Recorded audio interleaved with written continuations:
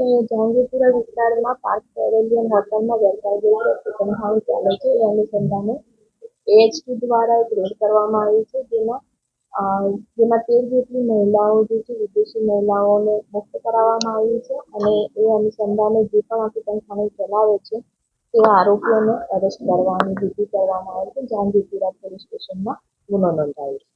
આ રેકેટ પૂછપરછમાં તો એવું આવ્યું છે કે 4-5 મહિનાથી ચાલતું છે. આ પહેલા પણ સેમ જગ્યાએ જહાંગીર પોલીસ સ્ટેશને પણ રેડ કરી હતી તો ત્યાં આ જ જગ્યાએ આ કામ ચાલતું હતું. વિદેશી યુવતીઓ લાવતા હતા, મતલબ એમના સંપર્કમાં જે પણ હોય એ કામ ચાલે છે એ પ્રમાણે એ લોકોને બોલાવવામાં આવતા હતા. પ્રાથમિક પૂછપરછ દરમિયાન એઓના પાસપોર્ટની નકલ મોબાઈલમાંથી મેળવેલ છે.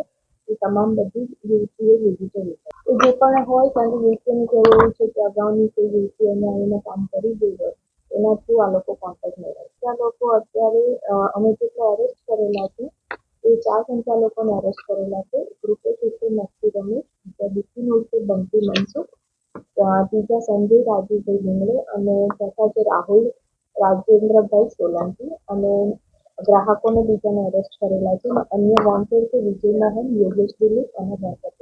આમાં વિજય મોહન જે છે એ આ જ જગ્યાએ આ જ કામ કરતા પહેલા પકડાઈ ચૂક્યા છે જેમાં જહાંગીર પોલીસ સ્ટેશને રેડ કરી.